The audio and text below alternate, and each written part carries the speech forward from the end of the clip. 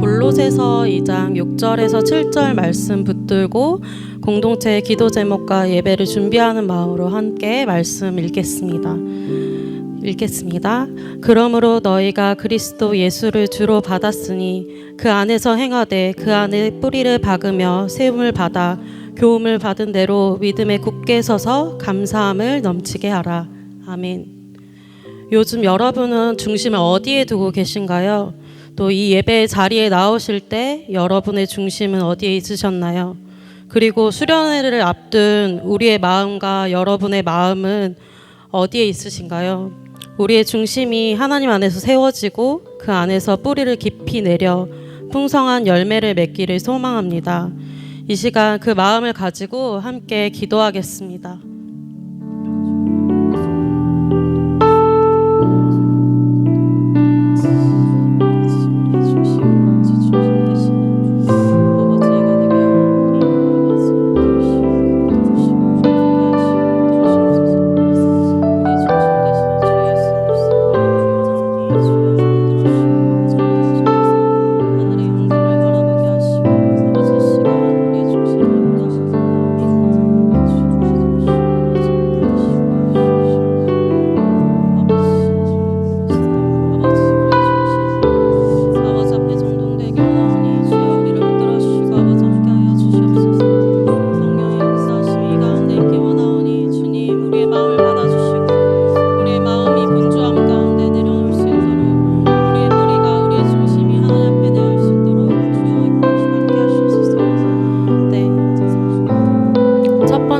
공동체를 위한 기도를 같이 하겠습니다.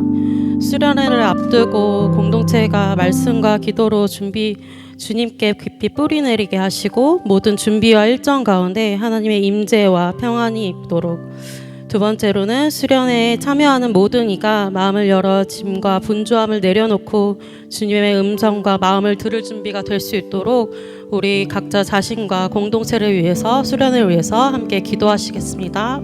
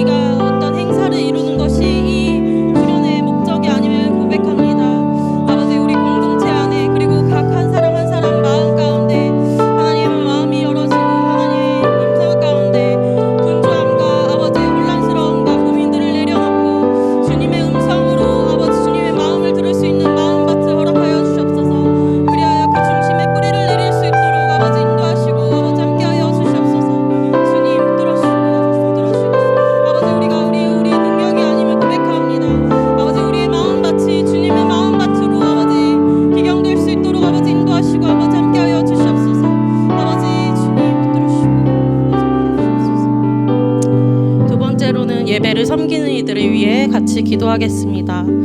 예배를 섬기는 모든 손길 위에 성령의 기름 부으시고 찬양과 섬김 속에 하늘의 문이 열리고 이곳에 주님의 임재가 흘러갈 수 있도록, 그리고 섬기는 자들이 영적으로 지치지 않고 성령의 인도하심 속에 깊어지고, 그리하여 우리의 모든 청년들이 예배 가운데 주님의 임재를 깊이 경험할 수 있도록 같이 중보하겠습니다. 기도하겠습니다.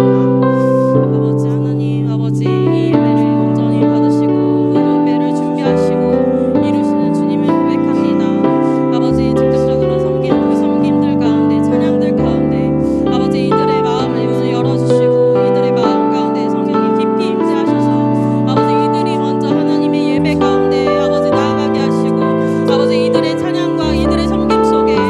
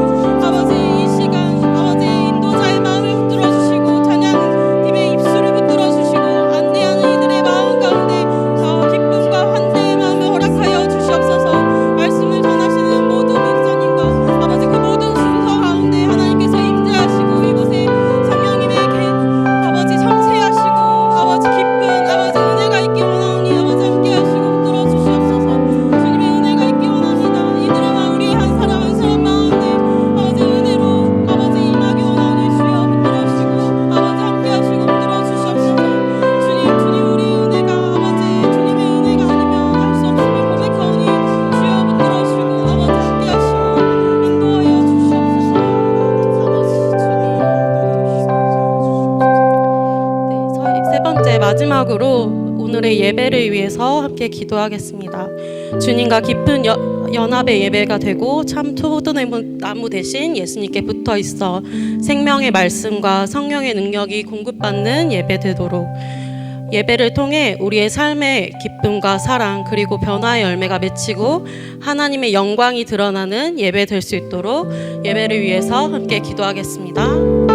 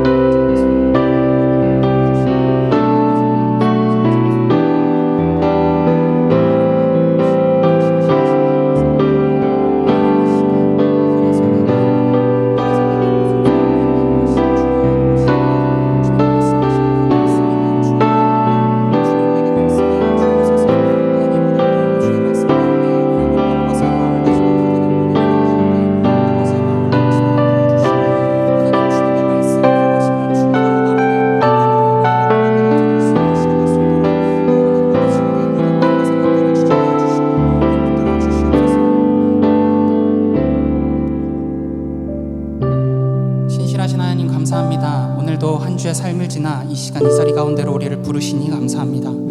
하나님, 이 시간 이 예배 가운데 그래서 내게 이 말씀이 무슨 소용이 있고 무슨 의미가 있고 무엇이 중요한지 내게 무엇이 더 먼저인지를 따지는 것이 아니라 하나님, 선포되어지는 말씀 앞에 주님 그 말씀이면 충분합니다. 하나님, 그 말씀이 힘이 있고 능력이 있어 육신과 영혼의 골수를 쪼개어 가르는 하나님, 그런 능력이 있는 말씀이라고 말씀하셨는데 하나님, 오늘 그 능력의 말씀으로 주님 내게 말씀하여 주옵소서. 오늘 그 능력의 말씀이 다른 누군가의 말씀이 아니라 내게 말씀하시는 아버지 하나님의 말씀임을 주님 이 시간 기억하고 고백하며 나아가오니 하나님, 이 시간 우리 가운데 그 말씀으로 족한 인생이 무엇인지 깨달아 아는 우리 되게 하여 주옵소서.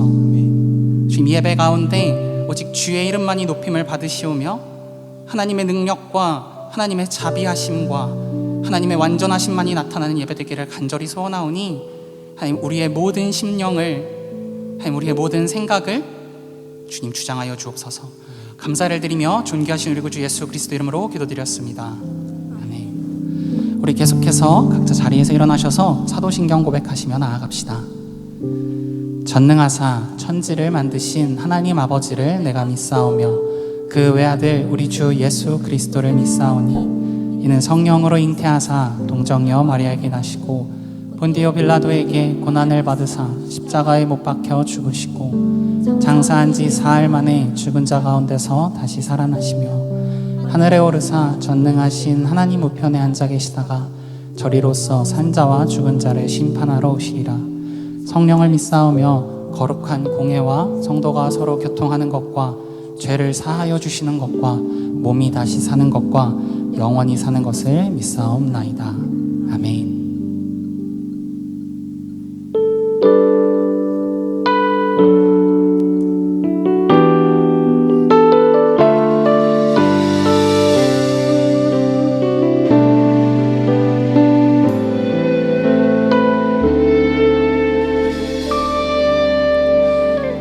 아버지 사랑 내가 노래해. 아버지 은혜 내가 노래해. 그 사랑 변함없으신 거짓 없으신 성실하신 그 사랑 상한 갈대 꺾지 않으시니 꺼져가는 등불 끄지 않는 그 사랑 변함없으신 거짓 없으신 성실하신 그 사랑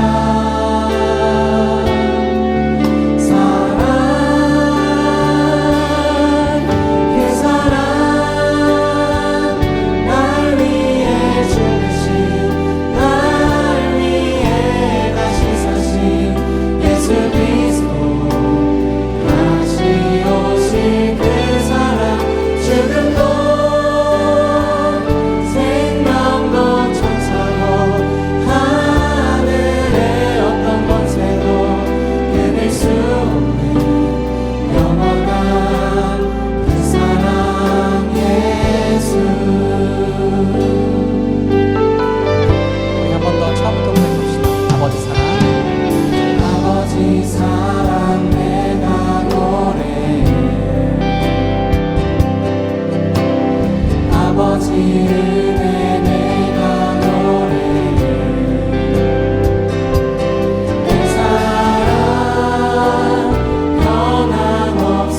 변함없으신 거짓 없으신 성실하신 그 사랑 상한 갈대 꺾지 않으시는 꺼져가는 등불 끄지 않는 그 사랑 변함없으신 거짓 없으신 성실하신 그 사랑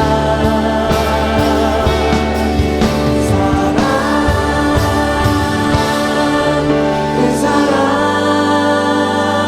날 위해 죽으신 날 위해 다시 사신 예수 그리스도 다시 오실 그 사랑 죽음도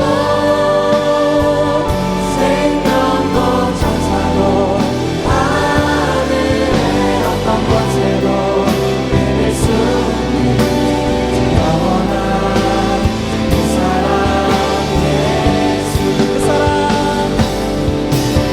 사랑 날 위해 죽으신 날 위해 다시 사신 예수 그리스도 다시 오실 그 사랑 죽음도 생명도 천사도 하늘의 어떤 권세도 끊을 수 없는 영원한 그 사랑 마지막으로 한 번 더 그 사랑 날 위해 죽으신 날 위해 다시 사신 예수 그리스도 다시 오실 그 사랑 죽음도 생명도 천사도 하늘의 어떤 권세도 끊을 수 없는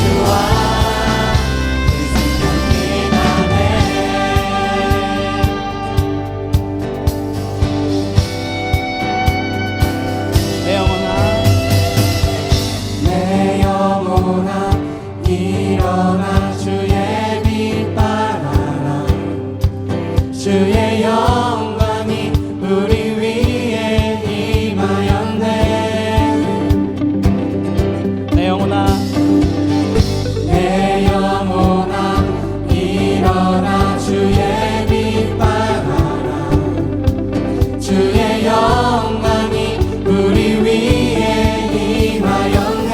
우리 한 번 더 선포하며 내 영혼아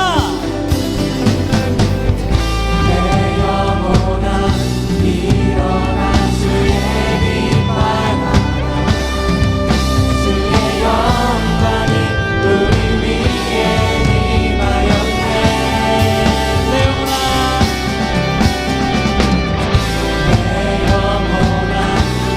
일어나 주의 빛바라라.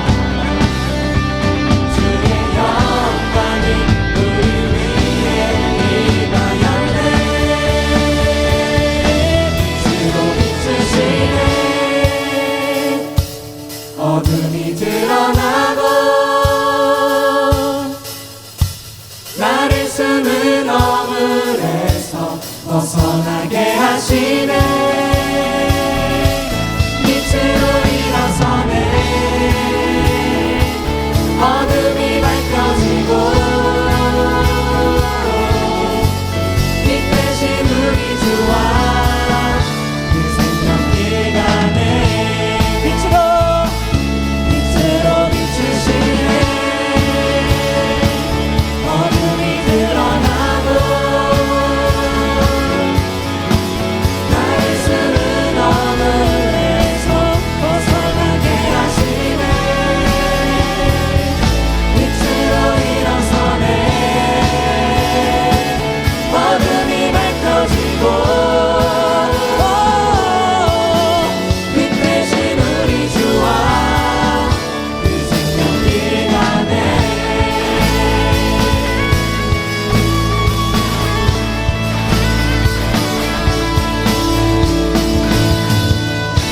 오늘 우리 가운데 비추이신 생명의 능력의 빛이 예수 그리스도가 우리의 삶을 바꿀 수 있음을 선포하며 나아갑니다. 할렐루야.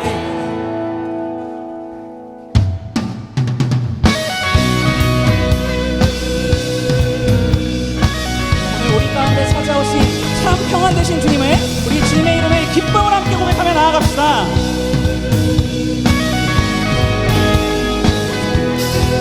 죄인된 우리 위해 이 땅에 오신 예수.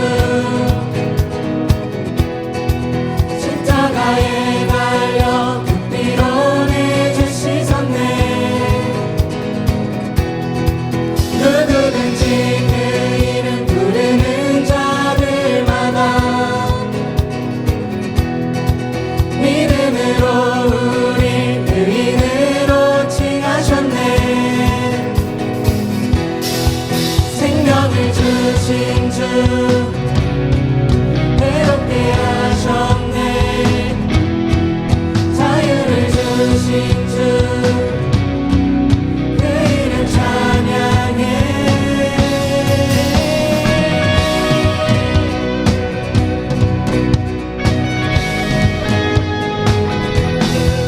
아버지 뜻 따라 순종하신 주 예수. 그를 믿는 모든 자들을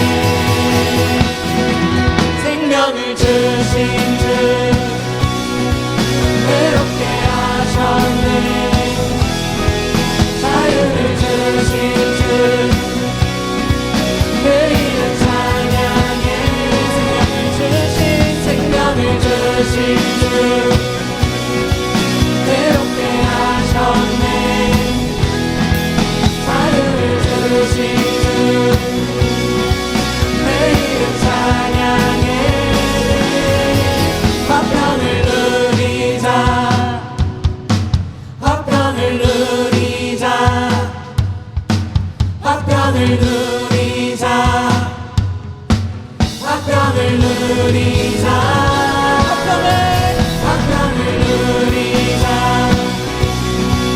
화평을 누리자 화평을 누리자 화평을 누리자 마지막으로 화평을 누리자 화평을 누리자 화평을 누리자 화평을 누리자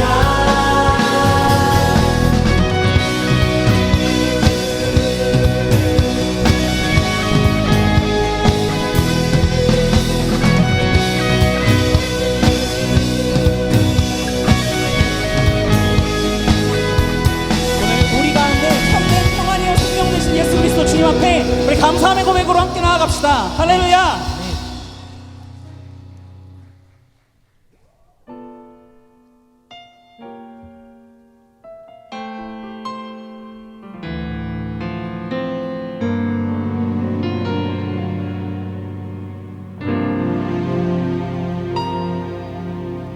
은혜로 날 보듬으시고 사랑으로 품어주셔도 내 마음 한 자락도 지키지 못하는 이 모습 부끄럽습니다. 따스한 곁을 내어주신 주님 앞에 나아갑니다. 표현 못할 그늘로 나를 붙드시는 주 이름만 바라봅니다. 매일 마주한 슬픔을 견뎌나가며 주 예수의 마음을 닮아가네. 두려운 걸음마다 주가 동행하니 주 의지하며 오늘을 걷네. 주의 신실한 소망을 깊이 담으며 주 예수의 풍요를 채워가네. 하나님의 자녀로 명예 지켜가며 기뻐진 삶을 주께 드리네.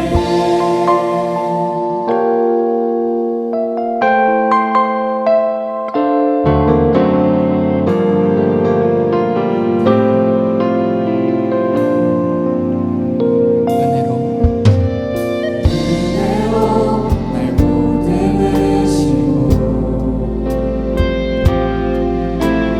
사랑으로 품어주셔도 내 마음 한 자락도 지키지 못하는 이 모습 부끄럽습니다. 따스한 곁을 내어주신 주님 앞에 나아갑니다.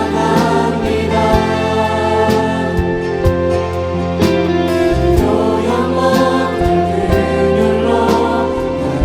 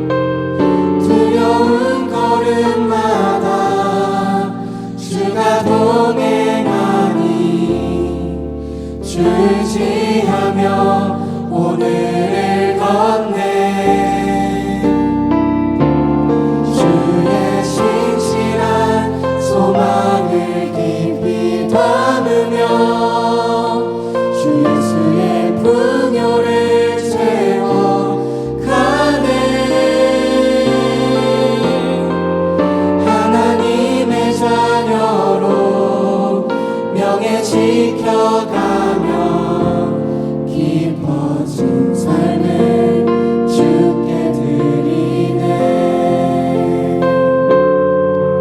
하나님의 자녀로 명예 지켜가며 깊어진 삶을 주께 드리네. 우리 시간 받을 말씀을 기대하며 함께 기도했으면 좋겠습니다. 기도하실 때 주님 이 시간 우리를 먼저 사랑하신 그 은혜 앞으로 주님 이 시간 나아갑니다. 하나님, 내가 아직 하나님과 원수되었을 그때 주께서 친히 예수 그리스도를 십자가에 죽이심으로 말미암아 우리에 대한 자신의 사랑을 확증하셨다 말씀하신 그 약속의 말씀을 의지하여 하나님 이 시간 예수 그리스도의 십자가 보혈만을 의지하여 이 시간 하나님 앞으로 나아가기를 간절히 소원하오니 하나님 이 시간 나의 마음과 생각 모두 다 주장하여 주시옵소서. 하나님 이 예배 가운데 오늘도 신실하게 역사하실 하나님, 주께서 먼저 우리와 하나님 사이에 막힌 담을 허물고 찾아오신 그 놀라우신 은혜 가운데 하나님 우리에게 말씀하신 영원한 생명과 하나님 그로 인한 화평을 이 시간 선포하며 나아갑니다. 하나님 이 시간 그 사랑을 그 은혜를 의지하여 하나님 나의 삶을 이 시간 주님께 넣어드리길 간절히 소원하오니 하나님 보잘것없는 나의 삶을 의지하는 것이 아니라 하나님 그럼에도 불구하고 사랑하신 주의 신실하신 사랑을 의지하는 이 시간 되게 하여 주옵소서라고 우리 받을 말씀을 기대하며 함께 기도하며 나가겠습니다. 기도합시다.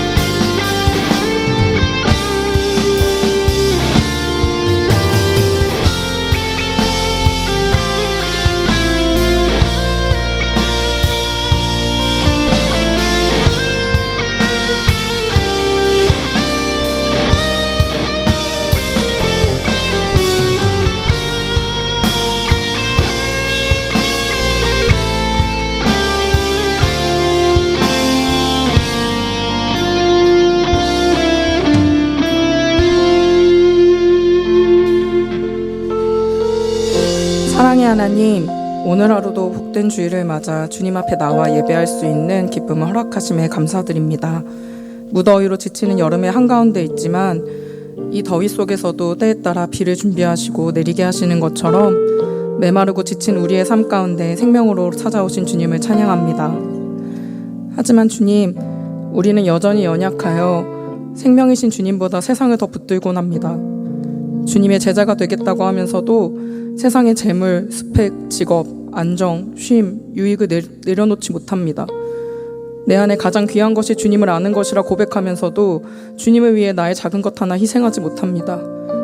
주를 위해 희생한다고 말하면서도 그러니 당신이 내게 이만큼 베푸셔야 한다고 주장합니다.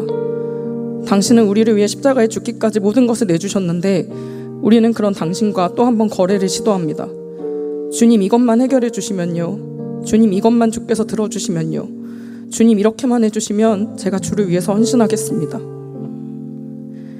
당신은 우리를 자녀로 부르셨는데 우리는 당신 앞에 사꾼으로 머물려 합니다.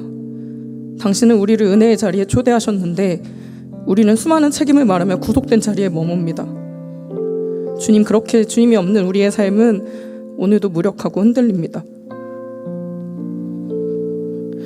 여호와의 말씀이니라. 너희를 향한 나의 생각을 내가 아나니 평안이요 재앙이 아니니라. 너희에게 미래와 희망을 주는 것이라. 너희가 내게 부르짖으며 내게 와서 기도하면 내가 너희들의 기도를 들을 것이요 너희가 온 마음으로 나를 구하면 나를 찾을 것이요 나를 만나리라. 주님, 우리가 주님의 자녀로 다시 서기 원합니다. 우리는 예수 그리스도를 십자가에 매달아야 할 만큼 죄인이지만 우리는 또한 예수 그리스도가 십자가에 달려 죽을 만큼 사랑하는 당신의 자녀임을 기억하기 원합니다. 우리의 뿌리는 연약하지만 우리를 붙드시는 당신은 결코 연약하지 않음을 고백합니다.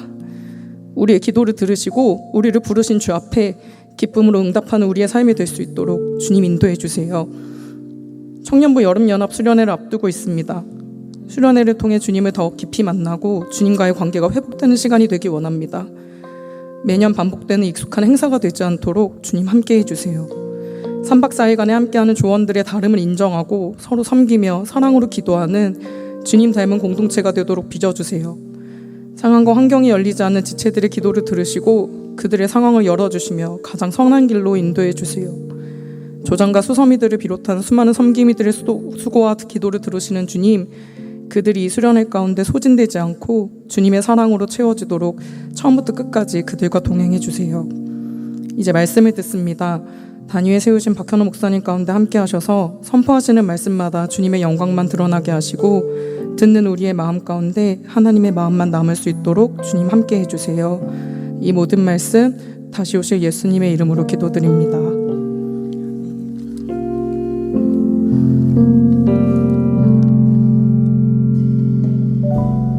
지난 한 주도 평안하셨나요? 8월 둘째 주 청년 공동체 소식 전달드립니다. 오늘은 엘국 아울리치 간증입니다. 주신 은혜를 함께 나누는 귀한 시간이 되길 바랍니다. 여름 연합 수련회 안내입니다.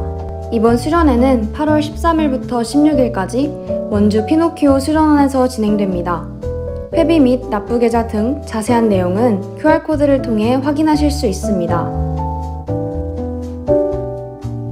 수련회 사전 조모임 안내입니다.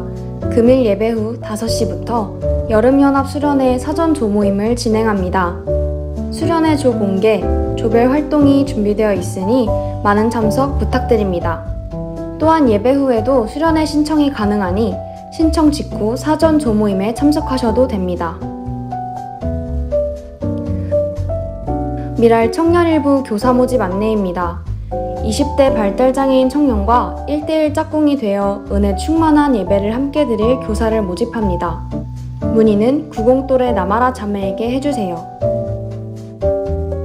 우리 교회 처음 방문하신 분들께서는 예배당 뒤편 새가족실로 방문해주시면 더 자세한 안내를 받으실 수 있습니다. 자세한 내용은 주보를 참고해주세요.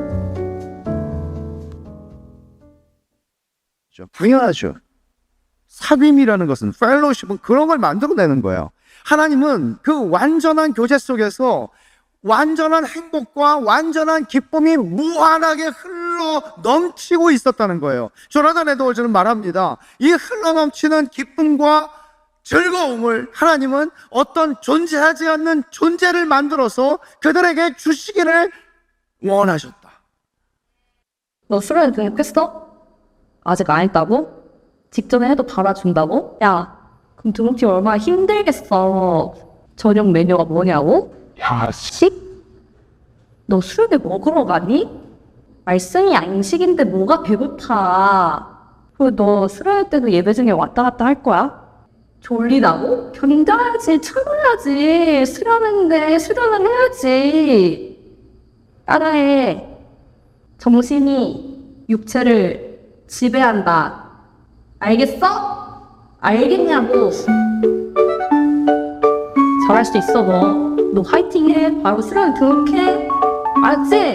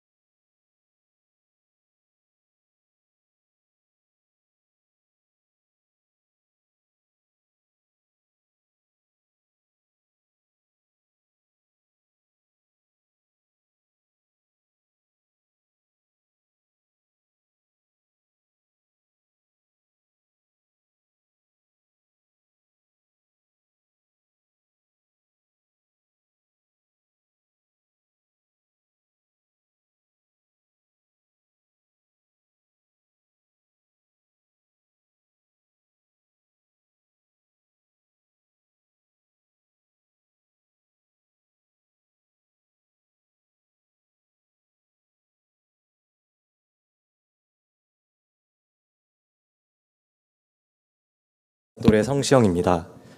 먼저 간증을 시작하기에 앞서 안전하고 건강히 아울리치에 다녀올 수 있도록 인도해 주신 하나님과 저희를 위해 기도해 주신 분들께 모두 감사의 말씀을 전합니다.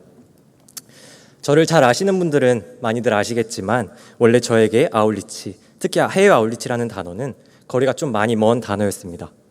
아울리치 관련 이야기가 나올 때면 저는 항상 해외 아울리치는 절대 먼저 못 갈 것 같고 가더라도 제주도 아울리치를 먼저 갈 거다라고 이렇게 단언을 하였고, 그러기에 이번 아울리치 신청 기간에도 별다른 고민 없이 언제일지 모를 먼 미래를 기약하고 있었죠.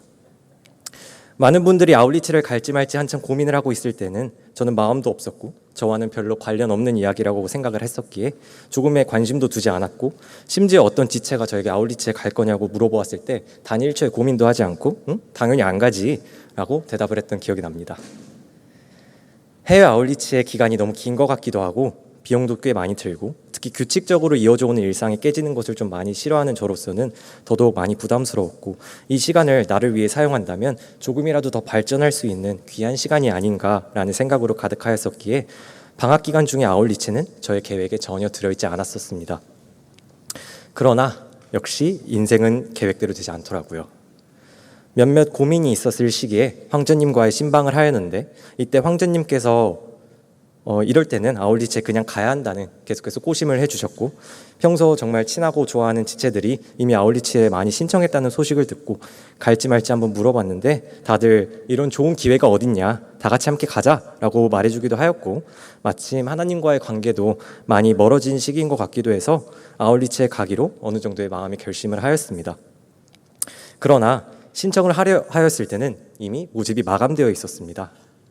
아울리치 신청이 마감되어 아쉬워하고 있던 중 선영 누나의 도움이 있었습니다.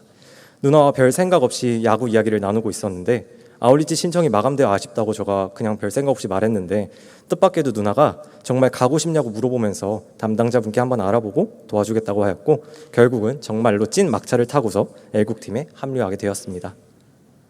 사실 누나가 선교팀이었던 거 까먹고 있었고 그 타이밍에 연락을 했다는 것 자체가 그 당시에는 잘 깨닫지 못했지만 지금 돌이켜 생각해보면 사실 말이 안 되는 일이고 하나님께서 저를 엘국으로 보내시기 위한 계획 가운데 있었던 한 장면이자 참으로 큰 은혜였다고 생각이 듭니다.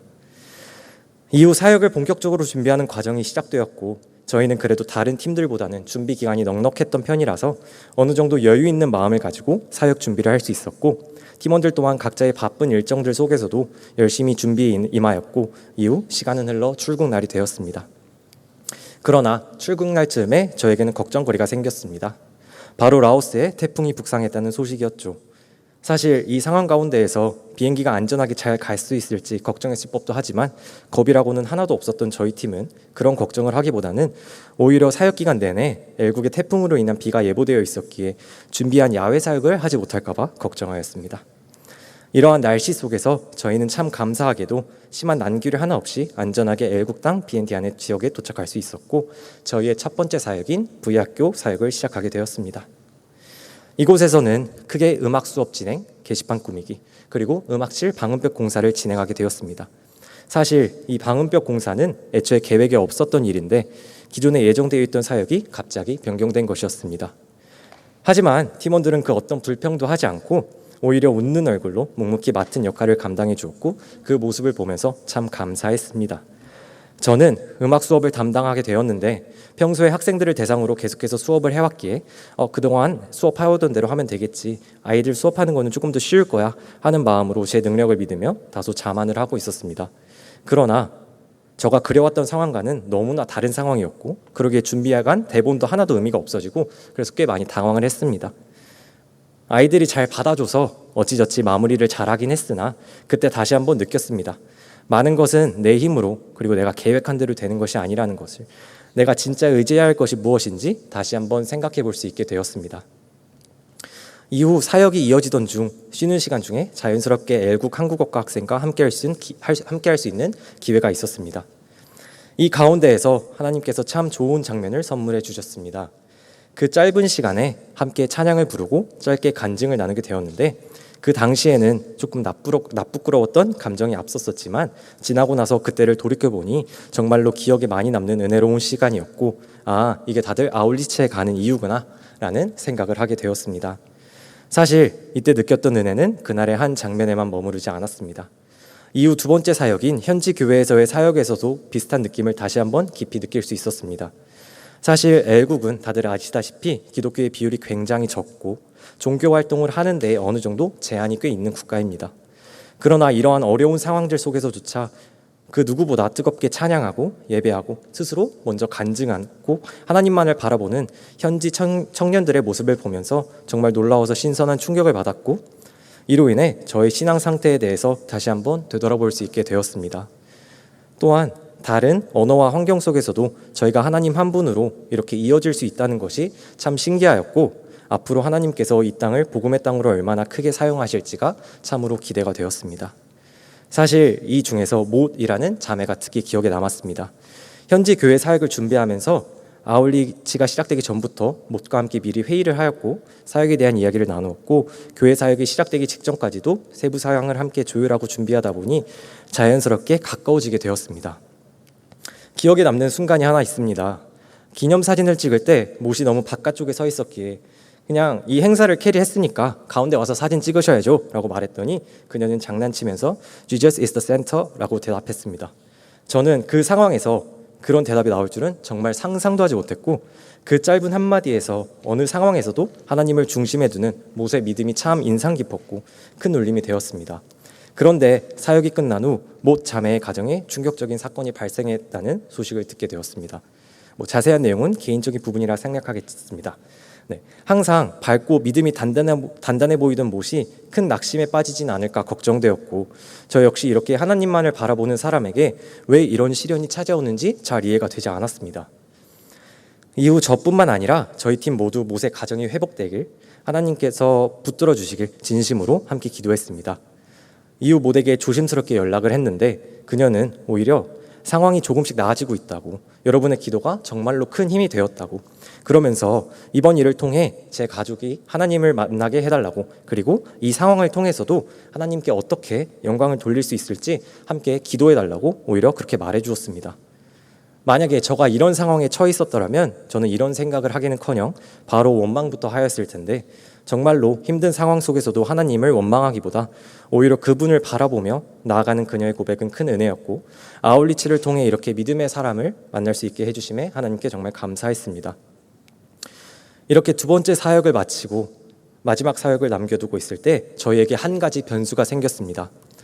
마지막 고아학교 사역을 하기 위해서는 그동안 있었던 비엔티안 지역에서 루앙프라방이라는 곳으로 기차를 타고 2시간을 이동해야 했는데, 그 지역에 비가 너무 많이 내려서 기찻길에도 문제가 생겼고 기차표 예매를 할 수 있을지도 확실하게 보장을 할 수 없었던 상황이었습니다. 사실 이 상황 가운데에서 문득 제 마음 가운데 그냥 이대로 비엔티안에 머무는 것도 괜찮지 않을까라는 생각이 들었고, 마음속에 사역에 대한 기대감을 갖기보다는 사역을 하나의 일로 생각하기도 했습니다. 익숙한 환경에 머무르고 싶은 유혹, 그리고 기차를 타고 꽤 긴 시간을 이동해야 한다는 부담감이 제 안에 조용히 자리하고 있었던 것 같습니다. 다행히 많은 분들의 중보기도를 통해서 저희는 다음 사역지로 이동할 수 있게 되었으나, 이동하는 내내 아직 비는 정말 많이 내리는 상황이었습니다. 저희는 야외 레크, 사생대회 등 야외에서 이루어지는 활동들을 많이 준비해 갔었기에 다 무용지물이 되면 어쩌지 하며 걱정을 하였는데, 정말 놀랍게도 저희가 사역을 시작할 즈음이 되자 비가 그치고 언제 비가 왔냐는 듯 맑은 하늘이 저희를 맞이해 주었습니다. 참고로 앞에서 말씀은 안 드렸지만 이 사역 때뿐만 아니라 이전에 V학교 사역을 할 때도 저희가 야외에서 활동을 해야 할 때면 비가 오다가도 그냥 갑자기 멈춰버리는 말도 안 되는 기상상황이 매일 일어났습니다. 사역을 하는 내내 이렇게 때에 맞게 날씨를 주관하시는 하나님의 은혜를 정말로 많이 누렸습니다. 이렇게 맑아진 날씨와 함께 고아학교 사역을 시작할 수 있게 되었습니다. 사실 아이들이 밝은 모습이 아니라 조금 어두운 모습들이면 어떡하지? 라는 걱정을 하였는데, 그러한 걱정이 무색하게 아이들이 레크에 정말 열심히 참여해주고, 그리고 쉽지 않았을 텐데 먼저 잘 다가와주고 장난도 쳐주고 마음의 문을 먼저 활짝 열어주었습니다. 계속 옆에 붙어 있으면서 저에게 애국의 언어도 가르쳐 주었고 선물도 주었고 심지어는 저가 사생대회를 위해 조금 먼 곳에 가져다 주었던 펜과 색연필을 정리하려고 그곳에 있던 것들을 다시 들고 오는 길에 아이들이 어떻게 알았는지 그 길로 뛰어오는 것이었습니다. 저는 그냥 아이들이 나를 반겨주려고 하는 거구나, 너무 귀엽다, 이 생각을 하고 있었는데 아이들이 그 순간 제 손에 있던 물건들을 자기가 들겠다고 하면서 정리를 도와주었습니다. 그냥 있어도 정말 사랑스러운 아이들인데 그 따뜻하고 배려 깊은 모습에 저는 정말 말로 다 표현할 수 없는 깊은 감동을 받았고 잊을 수 없을 만큼 너무나도 행복한 순간이었습니다. 이 마지막 사역을 하러 오지 못했다면 어쩔 뻔했을까라는 생각을 계속해서 하게 되었고 오히려 아이들과 시간을 더 보내지 못하고 내가 이 아이들을 위해서 더 이상 해줄 수 있는 게 없다는 것이 너무나 아쉽고 속상했습니다. 아이들을 통해 정말 섬김을 하려 갔다가 되려 너무나 귀한 섬김을 받았다는 느낌이 들었습니다. 사실 애국에 있는 동안은 이렇게 표면적인 감사에 의한 부분만을 많이 생각했던 것 같습니다. 그러기에 은혜는 받았지만 정말 큰 은혜는 받지 못했다고 생각을 하였고 그러기에 간증을 할 이유까지는 되지 못한다고 생각했었지요.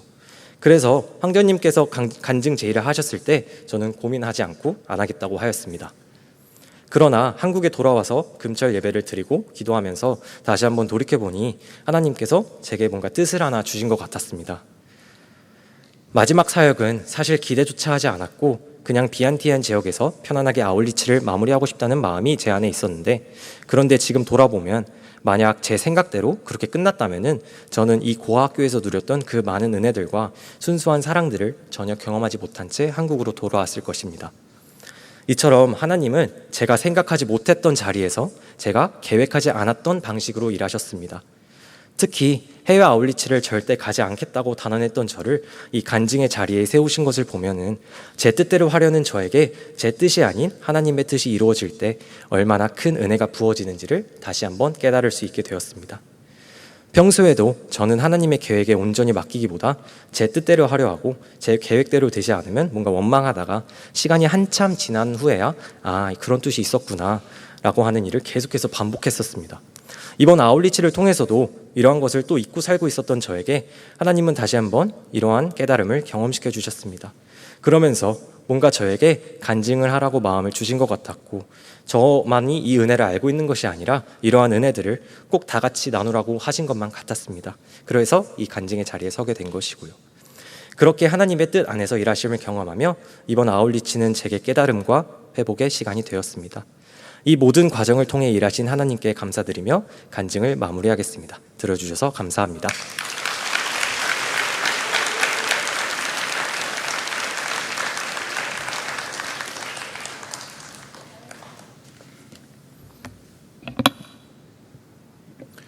여러분 안녕하세요. 반갑습니다. 한 달 만에 올라왔더니 또 반응이 없네요. 반갑습니다. 이렇게 아울리치가 끝났고 또 간증이 3주간 또 하면서 하나님 주신 은혜를 우리가 각자 또 나누게 되고 또 우리 삶 속에서 일하시는 하나님을 기대할 수 있게 돼서 너무 감사한 시간들인 것 같습니다. 또 특별히 오늘 수련회 그 홍보 영상 아주 강렬했는데 우리 먹으러 가는 건데요. 잘 먹고 잘 놀고 잘 자고 수련회 잘 받고 가는 겁니다. 그래서 단순하게 심플하게 생각하시고 가시면 좋겠고 또 여러 가지 상황 때문에 못 가는 분들이 있다면 또 각자의 주어진 그 상황과 환경 속에서 하나님의 은혜를 구했으면 좋겠습니다. 네, 우리 서로에게 이렇게 인사할까요? 뭐라고 인사할까요? 수련회 가니? 아니요, 너무 부담스럽고 하나님이 너를 사랑하신데 이렇게 인사하겠습니다. 네. 네, 하나님 여러분 사랑하십니다. 아멘이십니까? 네. 오늘 하나님의 말씀 같이 보겠습니다. 요한복음 15장입니다. 요한복음 15장 1절에서 8절의 말씀 한 절씩 교독하시고 마지막 절을 함께 읽도록 하겠습니다. 나는 참 포도나무요 내 아버지는 농부라. 물은 내게 붙어 있어 열매를 맺지 아니하는 가지는 아버지께서 그것을 제거해 버리시고 물은 열매를 맺는 가지는 더 열매를 맺게 하려 하여 그것을 깨끗하게 하시느니라. 너희는 내가 일러준 말로 이미 깨끗하여졌으니 내 안에 거하라. 나도 너희 안에 거하리라. 가지가 포도나무에 붙어 있지 아니하면 스스로 열매를 맺을 수 없음 같이 너희도 내 안에 있지 아니하면 그러하리라. 나는 포도나무요 너희는 가지라. 그가 내 안에 내가 그 안에 거하면 사람이 열매를 많이 맺나니 나를 떠나서는 너희가 아무것도 할 수 없음이라. 사람이 내 안에 거하지 아니하면 가지처럼 밖에 버려져 마르나니 사람들이 그것을 모아다가 불에 던져 사르느니라. 너희가 내 안에 거하고 내 말이 너희 안에 거하면 무엇이든지 원하는 대로 구하라. 그리하면 이루리라. 너희가 열매를 많이 맺으면 내 아버지께서 영광을 받으실 것이요 너희는 내 제자가 되리라. 아멘. 제가 가지고 있었던 여러 경험들 중에 좀 신기했던 경험 하나를 좀 나누려고 합니다. 아마 제가 초등학교 5, 6학년 때였던 것 같아요. 주일날 아침에 이제 저희 교회에 이제 오케스트라가 있어서 교회 오케스트라 섬기러 아침 일찍 이제 한 손 그 등에 가방을 메고 한 손에 클라리넷을 들고 간 적이 있었습니다. 이제 막 바쁘게 걸어갔어요. 바쁘게 걸어서 이제 교회를 가고 있는데 한 어떤 저보다 조금 더 키가 큰 누나가 너 어딜 그렇게 바쁘게 가니? 모르는 누나가 갑자기 저한테 와가지고 그렇게 하는 거예요. 근데 저는 모르는 사람이 말 걸면 좀 무서워요. 그래가지고 그냥 빨리 지나쳤는데 좀 이상하잖아요. 근데 딱 뒤를 돌아봤는데 그 사람이 없는 거예요. 진짜예요. 제가 그래서 다시 진짜 뭐지? 그래서 거기가 코너길이었는데 코너를 이렇게 돌아갔는데 그 사람이 없어졌어요. 근데 이게 진짜 신기한 일인지 아니면 진짜 제가 못 봤는지 모르겠지만 그 누나가 지나가고 나서 딱 그 한마디가 남는 거예요. 너는 어딜 이렇게 바쁘게 가니? 너는 어딜 이렇게 바쁘게 가니? 이 질문이 5, 6학년 때 경험했던 건데 계속 저에게 질문되는 그런 질문입니다. 여러분 어디를 이렇게 바쁘게 가십니까? 여러분이 살아가면서 무엇을 위하여서 무엇을 추구하면서 그렇게 가고 계시나요? 삶에서 속도보다 방향이 중요하다고 하는데 여러분의 삶의 방향은 어딜 향해 있습니까? 많은 사람들이 나름대로 목표를 세우고 계획을 세워서 가는데 여러분의 그 계획은 무슨 목표이고 그 목표의 최종적인 목적지는 무엇입니까? 그리고 하나 더 물어보고 싶은 거는 그게 정말 여러분의 삶에 의미가 있고 가치가 있는 일입니까? 아마 사람들에게 이런 질문을 하게 되면 흔한 자주 하는 질문이 아니니까 사람들은 이렇게 잘 대답을 하지 못할 거예요.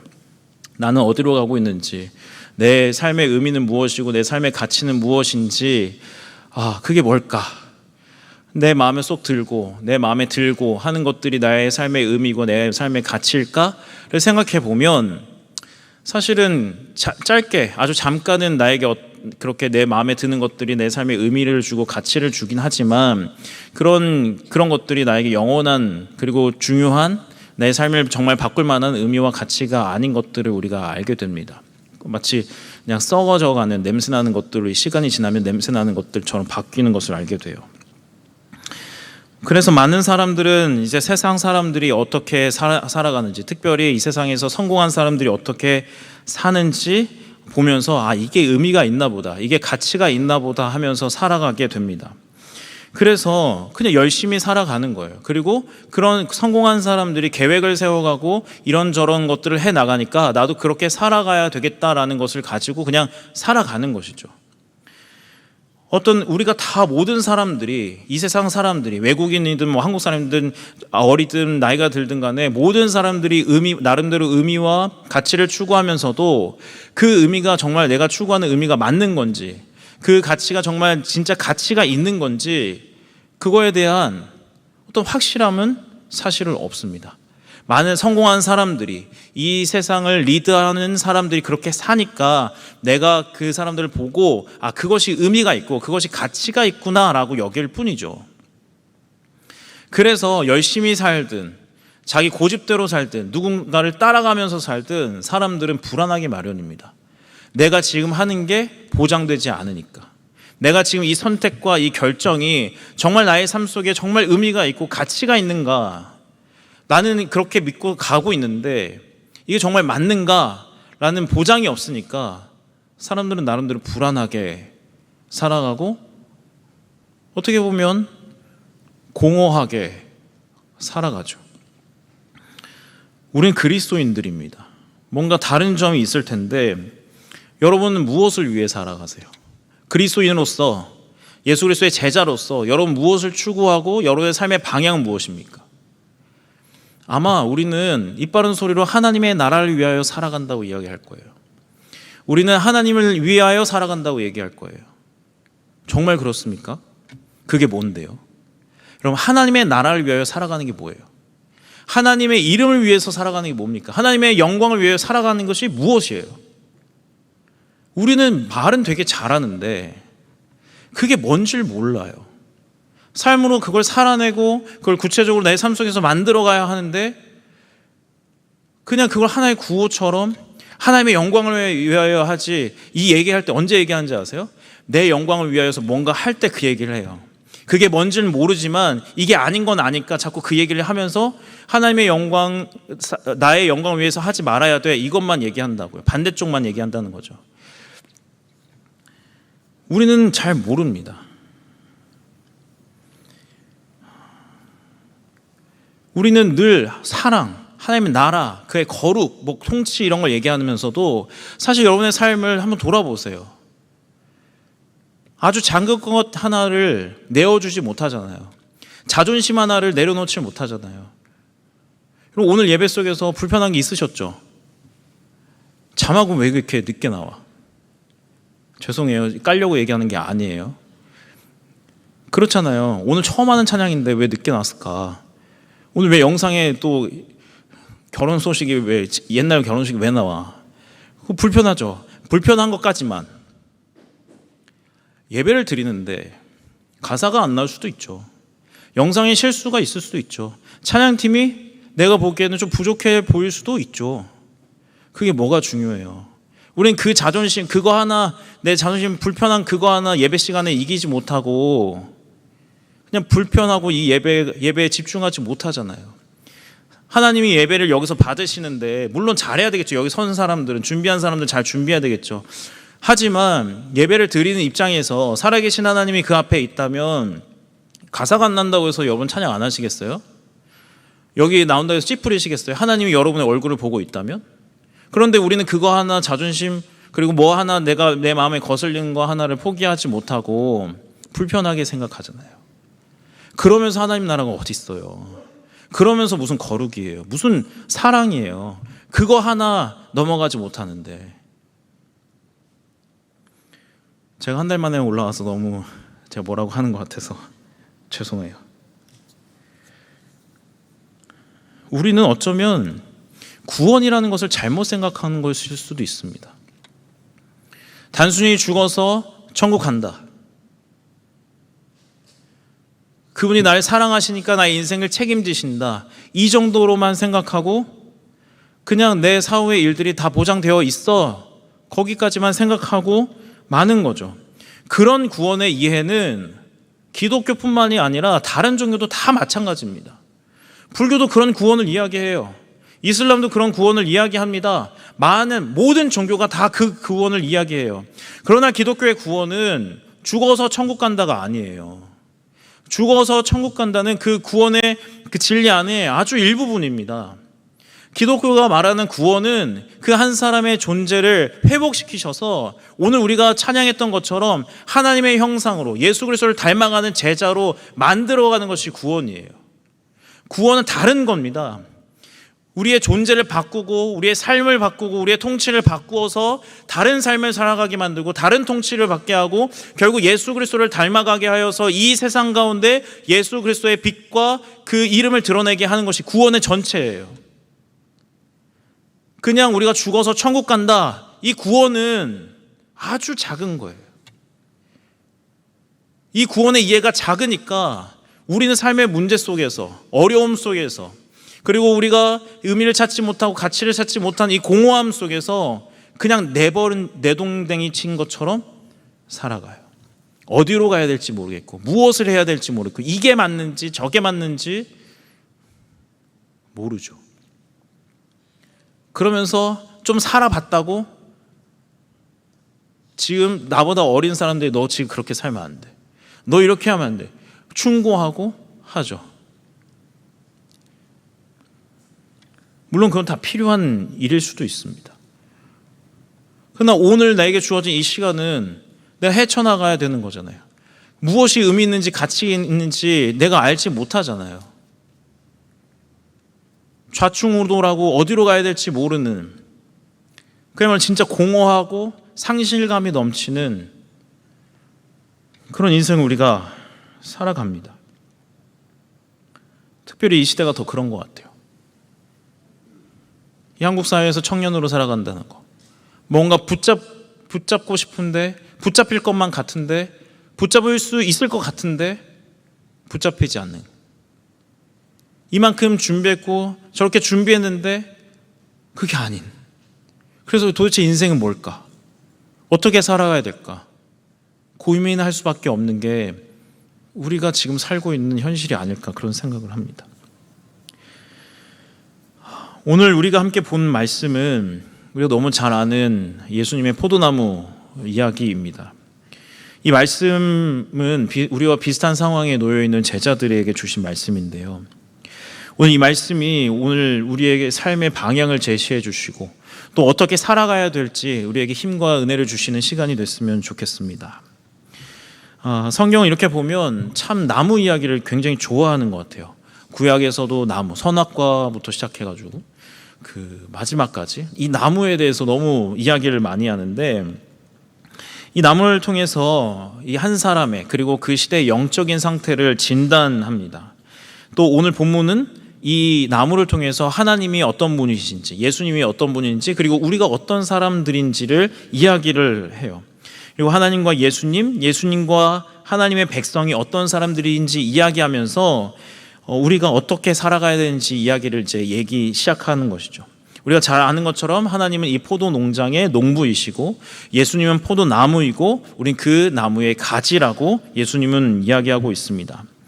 이 이야기를 듣고 있던 제자들은 예수님을 따라간 지 한 3년이 넘었어요. 이제 3년이 되었으니까 꽤 많은 시간들을 함께 한 겁니다. 그러니까 우리처럼 그 신앙생활 3년 한 정도가 아니에요. 예수님과 먹고 마시면서 그와 3년 내내 같이 다녔던 거예요. 그러니까 꽤 많은 시간을 예수님과 보내면서 예수님에 대한 기대와 그를 따라가는 의미와 가치들을 가지고 갔을 것입니다.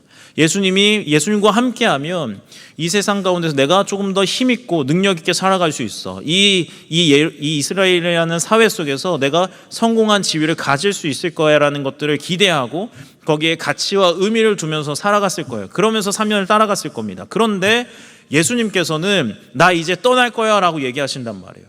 나 이제 3년 동안 너희와 함께 했는데 나 이제 떠났다가 다시 돌아올 거야 라고 얘기했어요. 여러분, 3년을 따라갔습니다. 여러분의 3년의 모든 여러분의 생업과 여러분의 인생과 여러분의 가정을 다 내려놓고 예수님께 다 투자했는데 예수님이 갑자기 야, 나 떠날 거야 이렇게 하신 상황이에요. 제자들은 굉장히 허탈하죠. 예수님을 어떻게 따라가야 될지 모르겠습니다. 예수님이 이렇게 말씀하셨어요. 14장 3절 다시 우리가 한번 제가 읽어드릴게요. 가서 너희를 위하여 거처를 예비하면 내가 다시 와서 너희를 내게로 영접하여 나 있는 곳에 너희도 있게 하리라. 분명히 예수님의 목적이 너희들을 위한 거처를 만들어서 내가 다시 올 거야 라고 말씀하셨지만 그들의 마음속에는 그들이 추구했던 의미와 가치가 이루어지지 않기 때문에 굉장히 공허하고 상실감이 넘쳤을 겁니다. 이 상황은 우리의 상황과 굉장히 비슷해요. 우리가 따라가고 믿고 하지만 우리의 삶 속에서 뭔가 이루어지지 않을 때, 뭔가 다른 것들이 없을 때 우리는 우리 안에서 어떤 그 공허함과 상실감이 넘쳐나게 됩니다. 특별히 예수님을 믿는 사람 더 많이 그런 것 같아요. 종교를 가진 사람들이. 우리가 살면서 정말 계획을 잘 짜는 사람들은 정말 1차, 2차, 3차 이렇게 단기 계획을 세우고 장기 계획을 세우고 나의 인생을 이렇게 끌어가는 그런 계획들을 세웁니다. 그런데 그 1차, 2차의 그런 그 근시안적으로 이렇게 툭툭해 쌓아가고 그것을 이어가면서 내 인생 이렇게 만들어 가는데, 워낙 사회가 빠르게 변하다 보니까 내가 1차 목표를 세운 것들을 이루어 가도 그 다음 2차로 넘어가야 되는데 그 2차 계획들이 어그러지고 바뀌고 이러면서 내가 세운 계획들이 달라져 있어요. 그런 계획들이 달라지면 특별히 계획형 있는 사람들은 당황스러워 하잖아요. 어떻게 할지 모르겠고. 그거는 계획형이 아니더라도 내 인생이 이럴 거야 라고 생각하는 사람들은 다 그럴 겁니다. 난 이런 의미와 이런 가치를 갖고 살아가는데, 막상 살아가는데 그게 그 다음이 넘어가지 못하고 막혀 있다면 사람들은 굉장히 당황스러우고 혼란스러워요. 그리고 이게 맞는 건지 저게 맞는 건지 판단할 수가 없습니다. 여러분 보십시오. 많은 사람들이 그렇게 뭔가를 중요하게 살아가는데요, 그게 맞다고 누가 얘기할 수 있어요? 여러분, 제가 하는 설교를 다 믿으세요?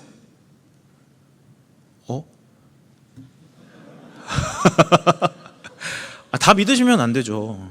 제가 뻥을 칠 수도 있으니까. 어떤 사람이 말하는 걸 다 믿으세요? 어떤 권위자가 여기 나와서 하는 말을 다 믿으세요? 아니잖아요. 한번 봐야죠. 한번 정말 맞는지 한번 보잖아요. 그리고 이미 어떤 설명회나 어떤 그 전문가라고 하는 사람들의 이야기를 들어갈 때 뭔가 배우려고 들어가지 않아요. 일단 무슨 말 하는지 한번 들어나 봅시다. 이렇게 다 앉아 있어요. 딱 앉아 있고 그 말이 살짝 틀리면 안 믿어요. 그런 시대예요. 왜? 누구도 어떤 사람도 무엇이 의미가 있는지, 무엇이 가치가 있는지, 무엇가 맞는지 보장할 수 있는 사람이 아무도 없기 때문에 그래요.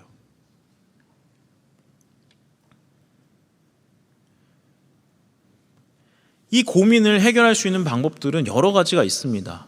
내 고민이 너무 많고 심하니까 이 세상을 좀 확장시키고 넓게 생각하면서 고민을 해결할 수 있어요. 이 한국 사회는 너무 좁죠.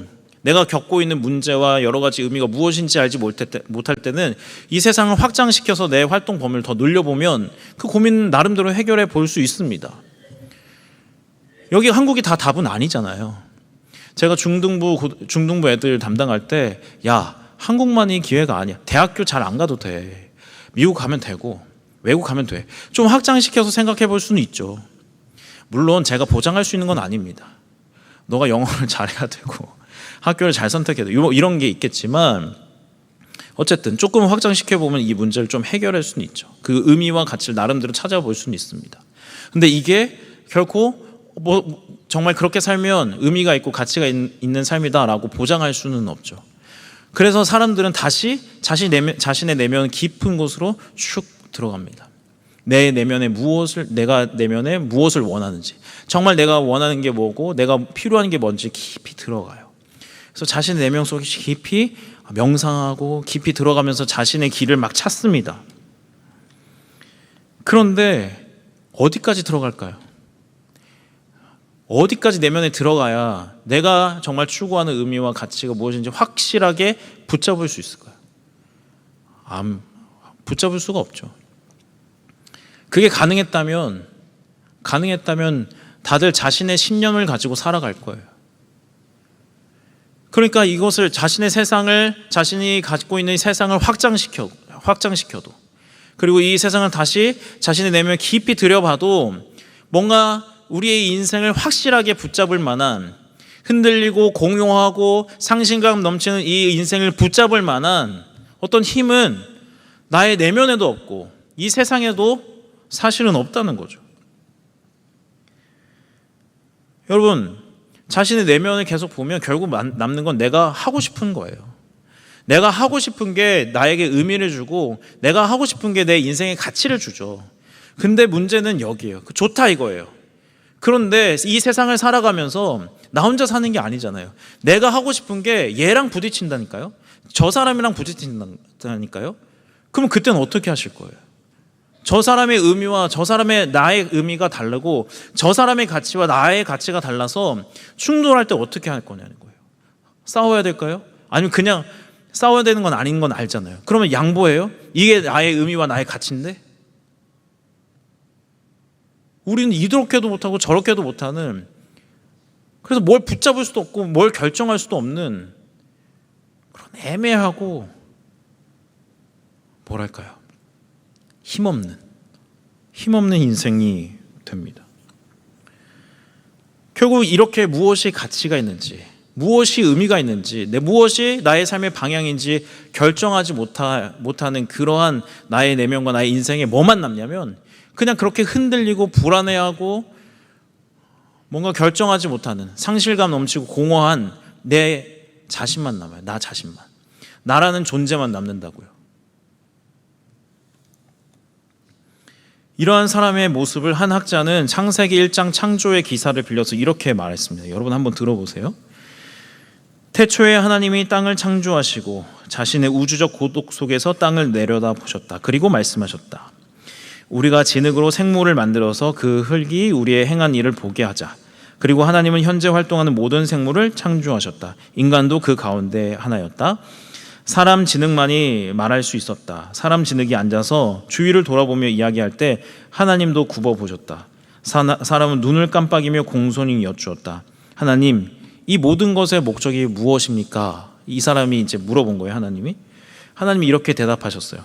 모든 것이 반드시 목적을 가져야 되니? 그렇습니다. 왜냐하면 우리는 다 의미와 가치와 이런 것들을 추구하니까. 하나님이 이렇게 말씀하셨어요. 그러면 이 모든 것의 목적에 대해 생각하는 것을 너에게 맡기겠다. 하나님은 이렇게 말씀하시고 떠나셨습니다. 여러분, 이 사람의 이 세상을 진단하는 것은 아주 우리와 꼭 맞습니다. 우리가 하나님이 있다고 여기고 오늘 예배를 드리고 기도하고 여러 가지 신앙생활들을 해 나가지만 여러분의 사회생활과 여러분의 이 교회를 떠나서 살아가는 삶을 한번 돌아보십시오. 거기에 정말 하나님이 계신지.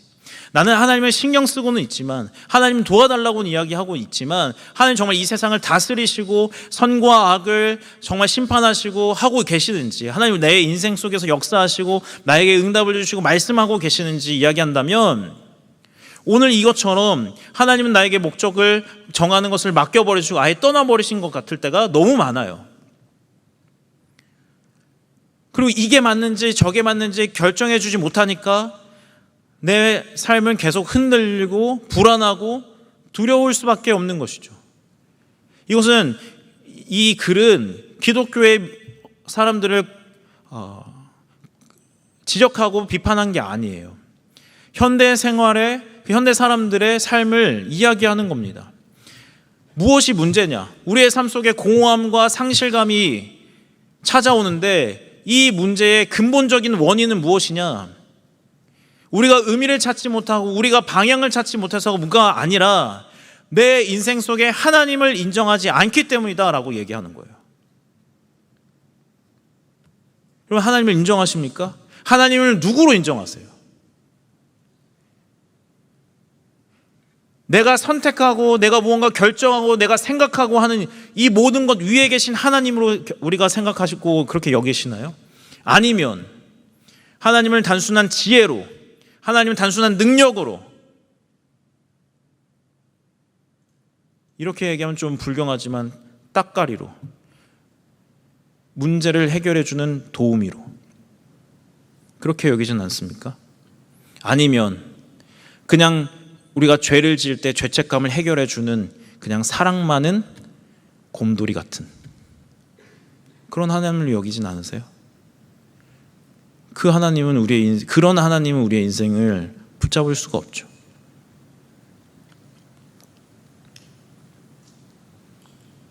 오히려 더 혼란스럽고 더 두렵게 만들 뿐입니다.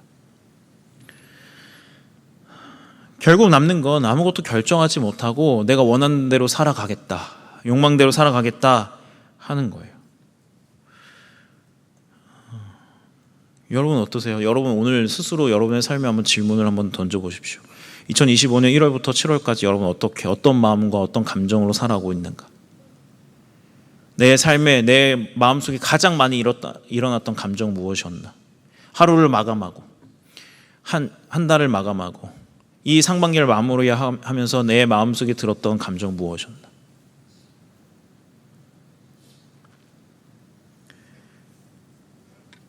이 공허함과 상실감은 바로 그냥 이 사회에 흘러가는 문제가 아니에요. 사회에 흘러가는 분위기 때문에 일어나는 게 아니에요. 바로 오늘 이 글로 이 세상을 진단하는 사람의 말과 같이 이 문제는 죄 때문에 일어나는 거예요. 죄 때문에 일어나는 겁니다. 죄는 하나님을 인정하지 않는 거잖아요. 하나님을 무시하는 것이 죄입니다. 내 인생 속에 그분이 나의 권위자고 나의 결정권자고 나의 주권자다라는 것을 인정하지 않는 것이 죄예요. 여러분 창세기 3장에서 인간에게 가장 첫 번째 죄가 벌어졌을 때 왜 그 죄가 일어났나요? 하나님의 말씀을 무시하고 그 말씀을 듣지 않았을 때 그 죄가 일어났잖아요. 모든 성경의 죄는, 그리고 우리 안의 모든 죄들은 하나님의 말씀을 인정하지 않고 그의 존재에 인정하지 않고 그분이 나의 삶의 주관자고 왕이심을 인정하지 않을 때 발생하는 문제입니다. 죄 때문이라는 거예요. 나의 삶 속에 공허함과 상실감 과거에는 없었을까요? 아니요. 수많은 사람들이 그 상실감과 그 공허함을 가지고 살아가는데 그 뿌리에는 하나님을 인정하지 않는 그 죄 때문에 우리가 그 감당할 수 없는 인생들을 우리가 계속 살아가고 있는 거예요. 이 세상이 혼란한 이유도 마찬가지죠. 이 무엇이 가치가 있고 무엇이 의미가 있고 어디가 방향이고 어디가 방향이 아닌지 결정권을 그 하나님께 맡기지 않고 진리를 의지하지 않으니까 그냥 그 마음대로 힘 있는 사람 따라가면서 하니까 이 세상이 혼란스러울 수밖에 없습니다. 어제 저희 집에서 전투가 일어날 뻔했어요. 그 당사 네. 자나? 저희 아내가 아니에요. 저와 아내는 평화롭습니다. 저희 집에서 점심을 먹고 이제 카페에 들렀다가 이제 집에 들어오는데 저하고 제 딸의 수박 주스를 나눠 먹기로 했어요. 수박 주스를. 그 M으로 시작되는 그 카페에서 꿀 수박 주스가 있는데 저는 한 번도 안 먹어서 먹고 싶었는데 먹기로 했는데 그 빨간 주스가 나오자마자 우리 둘째가 나도 주문 다 끝났는데 나도 시작하는 거야. 일단 이미 누나가 그걸 붙들었고 나도 할 때는 내가 저거를 갖고 가겠다는 의지거든요. 그러면 그 5살짜리와 3살은 전쟁을 하죠. 내가 가져갈 거다. 네가 가져갈 거다. 그리고 저희는 당연히 순서대로 누나가 가져가게 했습니다. 왜냐하면 둘째가 가져가봐야 언젠가 제가 들게 뻔해요. 그래서 가는데 제가 먹기로 했잖아요. 아빠는 가정의 머리예요. 권위자. 내가 닭다리를 먹고 내가 먼저 먹고 이거 해야 되는 인데 이 전쟁이 일어나지 않으려면 중재자가 필요하잖아요. 중재자가 등장하셨죠. 우리 아내가 중재를 했습니다. 이 커다란 그 꿀 수박 주스를 보라색 컵에 따라서 둘째 아이에게 주고 이 본래 컵은 첫째 아이에게 주면서 이 전쟁이 벌어지지 않게 됐어요. 중재자가 있어서 정리가 된 거죠. 그리고 저는 한 모금도 먹지 못했습니다. 저도 수박 좋아하는데요. 여러분, 왜 혼란한